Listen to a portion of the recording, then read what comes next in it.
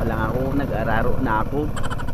Yan mga lodi, oh. Sinubukan kong mag-araro kasi medyo matagal-tagal na rin akong hindi nakapagmaneho ng kuliglig.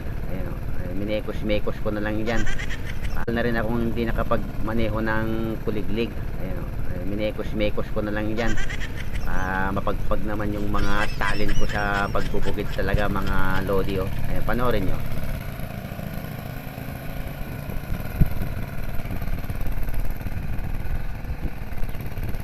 Oh, di ba?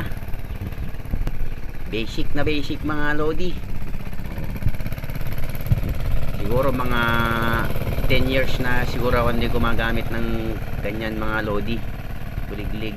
Yan pang-araro talaga sa probinsya namin tsaka Kalabaw. Ngayon marami na kasing makina na pang-araro talaga eh. Oh, yan lang. Thank you.